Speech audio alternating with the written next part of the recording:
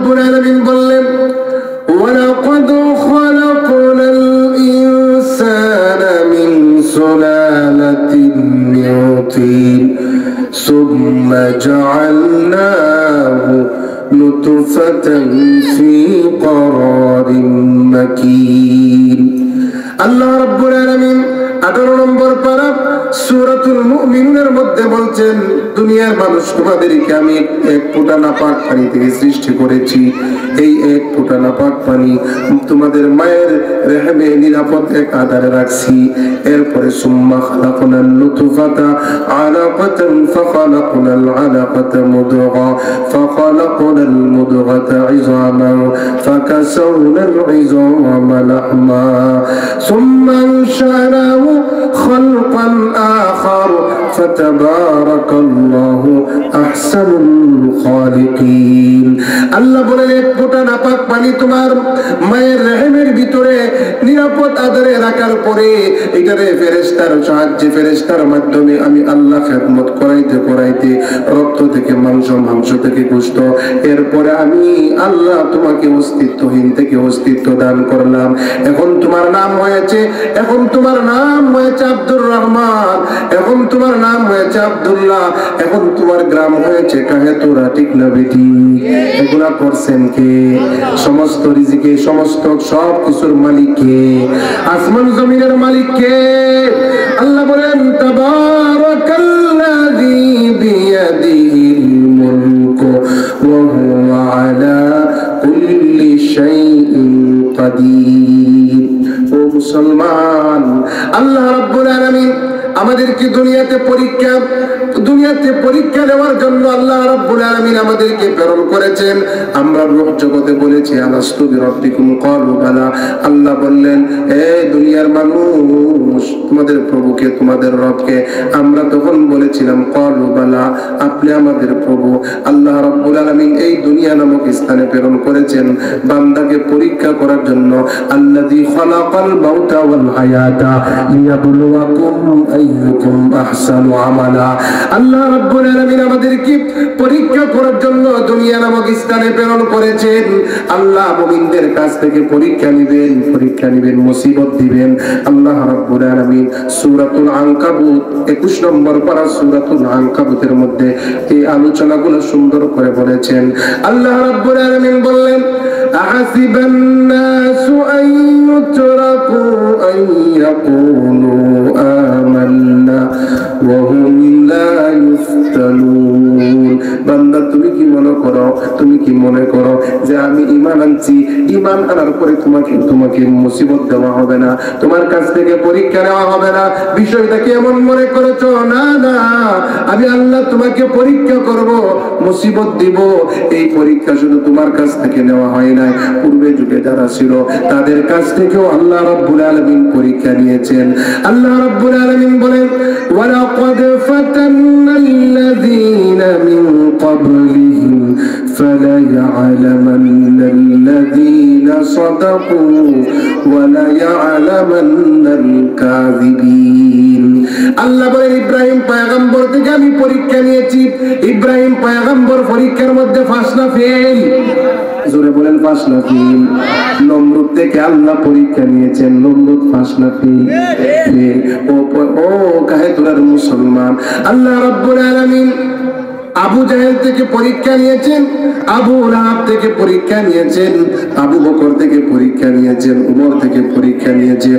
আবু লাহাব পরীক্ষার মধ্যে ফেল, আবু জাহেল পরীক্ষার মধ্যে ফেল, আবু বকর, উমর, বিলাল পরীক্ষার মধ্যে পাস, ঠিক না বেটি? তাহলে পরীক্ষা তাদের হয়েছে, আমাদের হবে কি হবে না? ও মুসলমান, পরীক্ষাটা দুই ভাবে আল্লাহ তাআলা আমাদেরকে করবেন। কয় ভাবে? দুই ভাবে পরীক্ষা করবেন। একভাবে পরীক্ষা হইলো আল্লাহ আমাদেরকে রিজিকরে প্রশস্ত করে দিয়া, আল্লাহ তাআলা আমাদেরকে ক্ষমতা দিয়া রিজিকরে প্রশস্ত করে আল্লাহ রাব্বুল আলামিন আমাদের কাছ থেকে পরীক্ষা নেবেন। আল্লাহ বললেন ফাআম্মাল ইনসানু ইযা মাবতালাহু ফাকাদারা ফাআম্মাল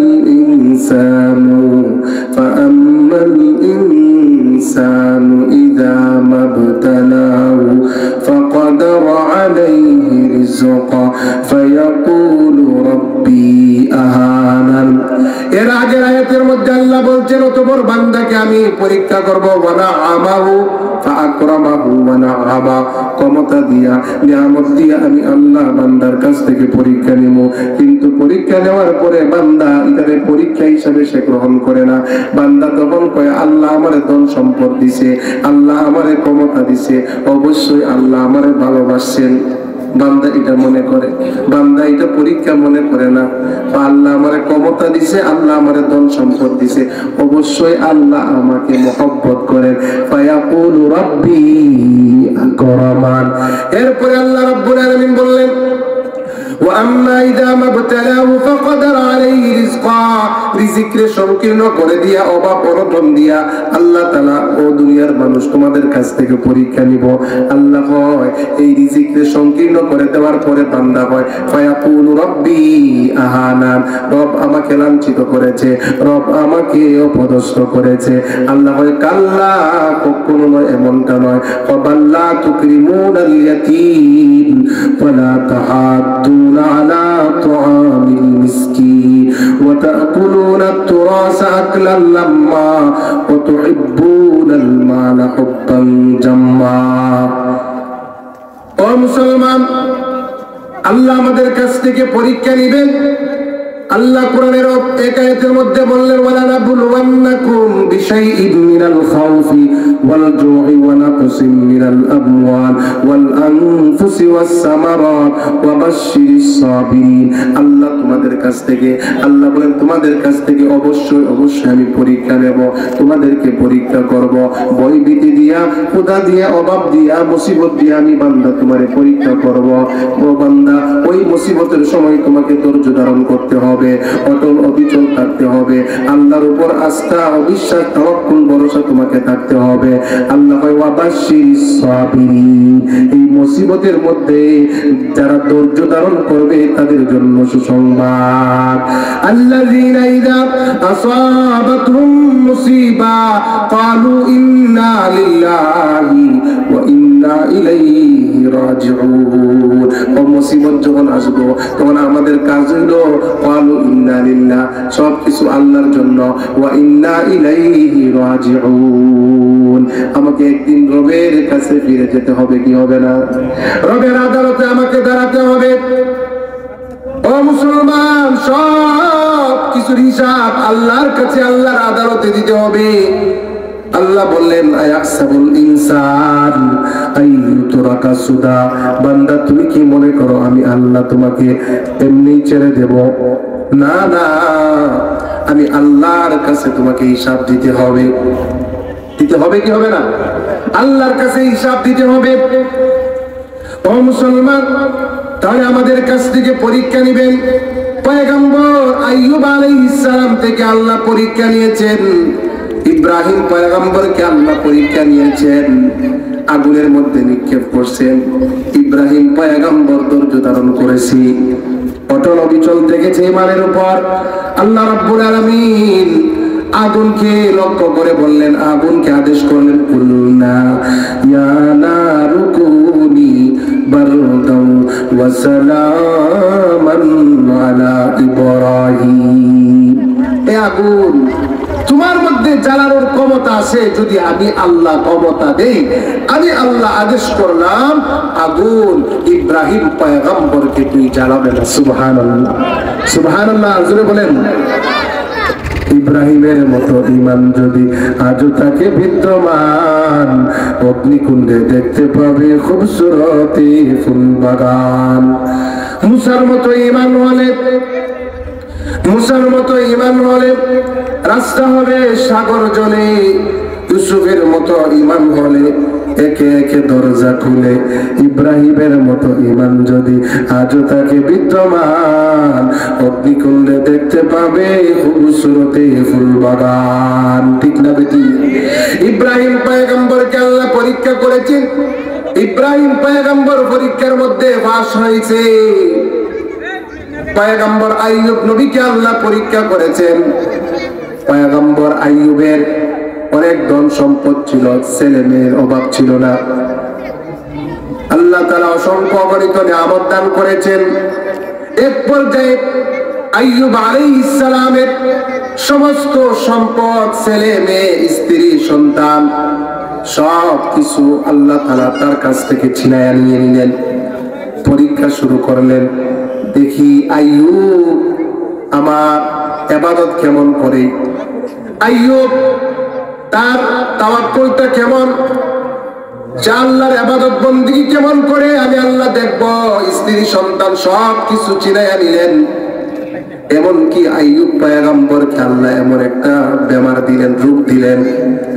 কিতাবের মধ্যে এসেছে, তাফসীরের মধ্যে এসেছে, আইয়ুব নবীর পুরা শরীর পা থেকে নিয়ে মাথা পর্যন্ত পুরাটা শরীরের মধ্যে পোকা মাকড়ের বাসা বেঁধেছে। আইয়ুব পয়গম্বর আল্লাহর কাছে কোনো অভিযোগ করে নাই। এমনকি আইয়ুব পয়গম্বর যে জিহ্বা দিয়ে আল্লাহর নামের জিকির করত, ওই জিহ্বার মধ্যে পোকা মাকড়ের বাসা বেঁধেছে। সুবহানাল্লাহ, পোকা মাকড়ের বাসা বেঁধেছে। আইয়ুবের কোনো অভিযোগ নাই, ছেলে নাই, মেয়ে নাই, স্ত্রীগুলা সব কিছু ছেড়ে আইয়ুব আলাইহিস সালামকে ছেড়ে সবাই চলে গেছি। তাহার তো কথা না। আইয়ুব আলাইহিস সালাম আল্লাহর কাছে কোনো অভিযোগ করে নাই, হাই হুতাশ করে নাই। আল্লাহর উপর ভরসা করে ইস্তেকামত থেকেছে, অটল অবিচল থেকেছে। যখন এক পর্যায়ে আইয়ুব আলাইহিস সালাতু ওয়াস সালামের জিহ্বার মধ্যে পোকামাকড়ে বাসা বেঁধেছে। ও মুসলমান, ক্যান্সারের ডাক্তার আছে, ডায়াবেটিসের ডাক্তার আছে, হার্টের ডাক্তার আছে, ব্রেনের ডাক্তার আছে, দাঁতের ডাক্তার আছে, কিন্তু আজ পর্যন্ত শুনছেন জিহ্বার ডাক্তার আছে? জিহ্বার ডাক্তার নাই। কারণ কেন? ওই জিহ্বা আল্লাহ রাব্বুল আলামিন মানুষকে দান করেছেন। বান্দা 24 ঘন্টা ওই জিহ্বা দিয়ে আল্লাহর নামে জিকির করবে, ঠিক না বেটি? আইয়ুব পয়গম্বরের জিহ্বার মধ্যে পোকামাকড়ের বাসা বেঁধেছে। আইয়ুব পয়গম্বর আল্লাহর কাছে দোয়া করে ফরিয়াদ জানায়, ওয়া আইয়ুব ইয নাদা রাব্বাহু আন্নী মাসসানিয়াদ দুররু ওয়া আনতা আরহামুর রাহিমিন। আল্লাহ যে জিহ্বা দিলাই, এই জিহ্বা দিয়ে তোমার নামের জিকির করি, এই জিহ্বাটা একটু বালা কইরা দাও। সুবহানাল্লাহ, জিহ্বাটা একটু বালা কইরা দাও। আল্লাহ কয়, আইয়ুব ধৈর্য ধারণ করেছে, আইয়ুবের উপর আমি খুশি হয়েছি। আইয়ুব ধৈর্য ধারণ করেছে। ওয়া খুয বিয়াদিকা দিয়সান ফাদরিব বিহি ওয়া লা তাহনাস ইন্না ওয়াজাদনাহু সাবিরা নি'মাল আবদু ইন্নাহু আওয়াব। আল্লাহ কয়, আইয়ুব নহরের মধ্যে গোসল করো, উরকুদ বিরিজিলিকা হাদা মুগতাসালুম বারিদুন ওয়া শারাব। ওই নহরের মধ্যে গোসল করার পরে আইয়ুব আলাইহিস সালামের যৌবন আবার ফিরে এসেছে, ছেলে মেয়ে সব কিছু ধন সম্পদ ফিরে এসেছে। আল্লাহ কয়, ফাস্তাজাবনা লাহু ফাকাশাফনা মা বিহি মিন দুররি ওয়া আতাইনাহু আহলাহু ওয়া মিসলাহুম মাআহুম রাহমাতাম মিন ইনদিনা ওয়া যিকরা লিল আবিদিন। আইয়ুব আলাইহিস সালামকে ধন সম্পদ চিরে নিয়ে পরীক্ষা করেছেন। সুলাইমান আলাইহিস সালাতু ওয়াস সালামকে আল্লাহ তাআলা রাজত্ব দিয়া, ক্ষমতা দিয়া, কেমন ক্ষমতা দিয়েছিলেন? গোটা পৃথিবীর রাজত্ব সুলাইমান পয়গম্বরকে আল্লাহ দান করেছেন।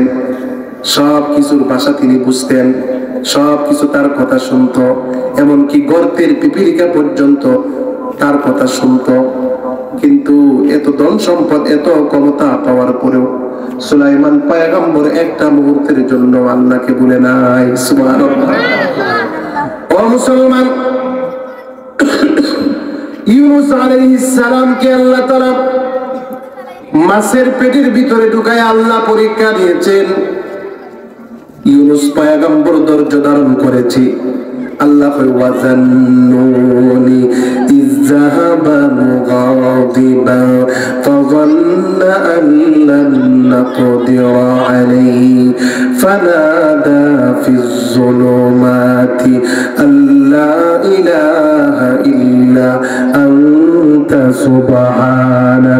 সুবহানাকা ইন্নী কুনতু মিনাজ জালিমিন।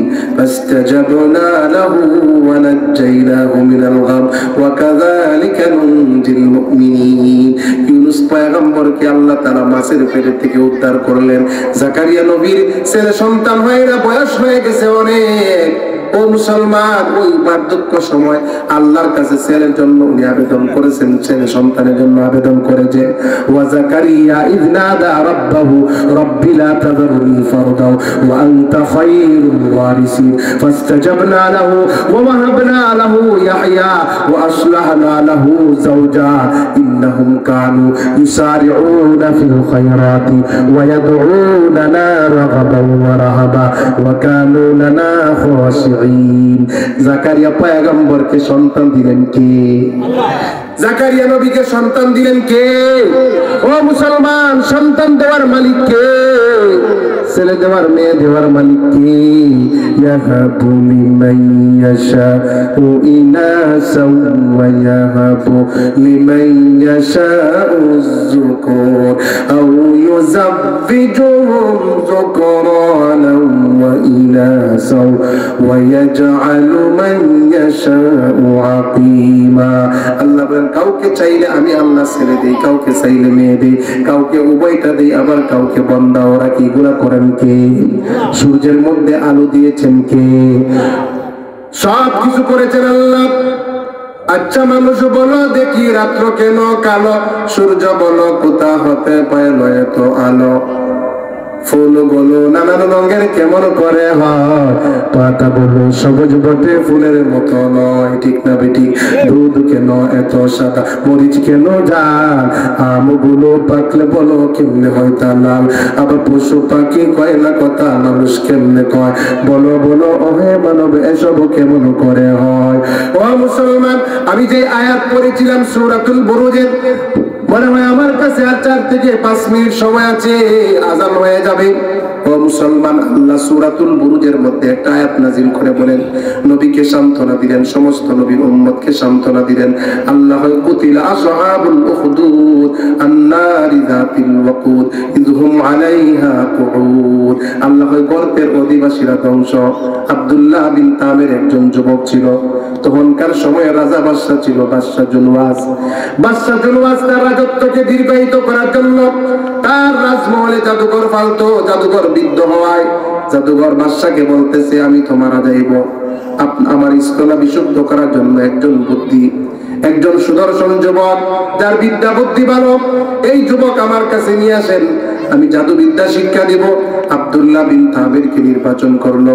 আব্দুল্লাহ বিন তামের বাদশার কাছ থেকে জাদুবিদ্যা গ্রহণ করার জন্য আসে। প্রতিদিন বাড়ি থেকে বাদশার দরবারে আসে। প্রতিমধ্যে একদিন খবর পায় এক এলাকার মধ্যে একজন পাদ্রী, একজন আলেম, সে ইসলামের দাওয়াত দেয়, কোরআনের দাওয়াত দেয়, ইসলামের দাওয়াত দেয়, আল্লাহর দাওয়াত দেয়। ওই আব্দুল্লাহ বিন তামের ওই আলেমের সন্ধান পাওয়ার পরে তার কাছে যায়। যাওয়ার পরে ওয়াজ নসিহত শুনে এক পর্যায়ে আব্দুল্লাহ বিন তামের কালেমা পড়ে মুসলমান হয়ে গেছে। সুবহানাল্লাহ, কালেমা পড়ে মুসলমান হয়ে গেছে আব্দুল্লাহ বিন তামের। বাদশা জুলওয়াস আনছে জাদুঘরের কাছ থেকে জাদুবিদ্যা শিক্ষা করার জন্য, বাদশাকে খোদা মানার জন্য। কিন্তু আব্দুল্লাহ বিন তামের আল্লাহর উপর ঈমান এনেছে, কালেমা পড়ে মুসলমান হয়ে গেছি। কিন্তু আব্দুল্লাহ বিন তামের জাদুবিদ্যাও শিক্ষা করে, আবার ইসলামের ওয়াজ নসিহত গুনাও শোনে।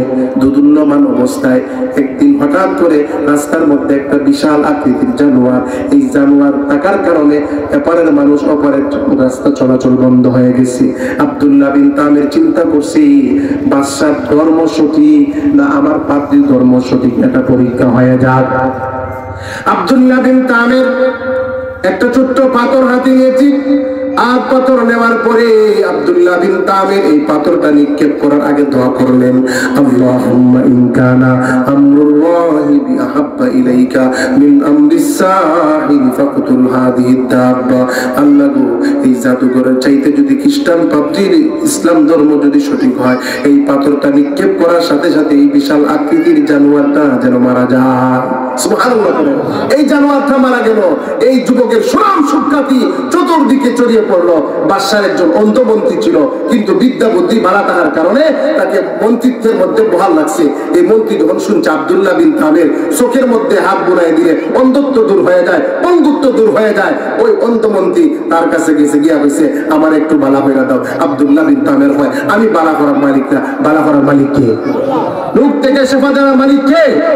ওয়া ইয়ামসাসকাল্লাহু বিদুররিন ফালা কাশিফা লাহু ওয়া ইন ইউরিদকা বিখাইরিন ফালা রাদ্দা লিফাদলি। আব্দুল্লাহ বিন তামের হয়, আমি বালা করার মালিক না, বালা করার মালিক আল্লাহ। আল্লাহর প্রতি ঈমান আনতেইব, তাহলে তোমার অন্ধত্ব দূর হয়ে যাবো। মন্ত্রী চিন্তা করে বয়স তো বেশি হয়ে গেছে গা, বাদশা তো মাইরা লাগবে এই খবর জানলে, আর একটা রিস্ক নিয়ে নেই, দুনিয়াটা একটু দিক গেল। এই মন্ত্রী কালেমা পয়রা মুসলমান হয়ে গেছে, মন্ত্রীরও মারছে, হ্যাঁ, তারপরে এই আলেমরও মারছে, আব্দুল্লাহ বিন তামেরও আনছে। বিস্তারিত ঘটনা বলার সুযোগ নাই, যেই কথা বলতেছিলাম, কুতিলা আসহাবুল উখদুদ আন-নারি যাতিল ওয়াকুদ ইযহুম আলাইহা কুউদ। আল্লাহ কয় গর্তের অধিবাসীরা ধ্বংস, আন-নারি যাতিল ওয়াকুদ, যেই গর্তের ইন্ধন ছিল আগুন, আন-নারি যাতিল ওয়াকুদ ইযহুম আলাইহা কুউদ, এই গর্তের পাশে তারা বসা ছিল, ওহুম আলা মা ইয়াফআলুনা বিল মুমিনিনা শুহুদ, তারা এই গর্তের মধ্যে মুমিনদেরকে নিক্ষেপ করার পরে তারা মজা নিচ্ছিল, আনন্দ উৎপন্ন করছিল। আল্লাহ কয় তাদের অপরাধ কি ছিল? আব্দুল্লাহ বিন তামেরের অপরাধ কি ছিল? এই লক্ষ লক্ষ মুমিনদের অপরাধ কি ছিল? আল্লাহ কয় ওয়া মা নাকামু মিনহুম ইল্লা আইয়ুমিনু বিল্লাহিল আজিজিল হামিদ, একমাত্র পরাক্রমশালী আল্লাহর প্রতি ঈমান কেন এনেছে? এই অপরাধে তাদেরকে আগুনের মধ্যে নিক্ষেপ হতে হয়েছে। এজন্য মুসলমান, এই ঘটনা থেকে আল্লাহ তাআলা আমাদেরকে সবক দিচ্ছেন, মুমিন ইসলাম ধর্ম গ্রহণ করার পরে, কালেমা বিশ্বাসী হওয়ার পরে আল্লাহ অবশ্যই অবশ্যই তোমাদেরকে পরীক্ষা করবেন। এই পরীক্ষার মধ্যে অটল অবিচল তোমাদেরকে থাকতে হবে। আল্লাহ বলেন, ইন্নাল্লাযীনা ক্বালু রাব্বুনাল্লাহ সুম্মা ইসতাকামু তাতানাজ্জালু আলাইহিমুল মালাইকাতু আল্লা তাখাফু ওয়া লা তাহজানু ওয়া আবশিরু বিল জান্নাতিল্লাতী কুনতুম তুআদুন। যেই বান্দা বলবে রব আমার আল্লাহ, এই রব আমার আল্লাহ বলার পরে তোমার উপর মুসিবত আসবে, বিপদ আসবে, সব দিক থেকে বিপদ আসার পরে সুম্মা ইসতাকামু, তুমি যদি অটল অবিচল থাকতে পারো, ঈমানের উপর মজবুত থাকতে পারো, আল্লাহ বলেন তাতানাজ্জালু আলাইহিমুল মালাইকাতু আল্লা তাখাফু ওয়া লা তাহজানু ওয়া আবশিরু বিল জান্নাতিল্লাতী কুনতুম তুআদুন। তোমার সাকরাতের সময় আমি আল্লাহ রহমতের ফেরেশতা পাঠায়া জান্নাতের চিত্র দেখায়া দেখায়া আমি আল্লাহ তোমাকে দুনিয়া থেকে নিয়ে নিব। সুবহানাল্লাহ বলেন। যে হাদিস পড়ছিলাম, এই হাদিসটা তরজমা কইরই আমি আমার বয়ান শেষ করব। আন আবি মুসা রাদিয়াল্লাহু তাআলা قال قال رسول الله صلى الله عليه وسلم من احب دنياه اضر باخرته ومن احب اخرته اضر بدنياه فآثر ما يبقى على ما يفنى। আবু মুসা রাদিয়াল্লাহু তাআলা আল্লাহর রাসূলের ইরশাদ নকল করেন, যে ব্যক্তি দুনিয়ারে মহব্বত করে সে আখিরাতকে ক্ষতিগ্রস্ত করলো, আখিরাত হারাইলো। যে দুনিয়ারে মহব্বত করে সে আখিরাত হারাইলো, আর যে আখিরাতকে মহব্বত করে সে দুনিয়া হারাইলো। এখন কোনটা করবেন? দুনিয়ারে মহব্বত করবেন না আখিরাতকে? আখিরাতকে মহব্বত করবেন। আখিরাতকে মহব্বত করলে দুনিয়া আপনি পাইবেন না।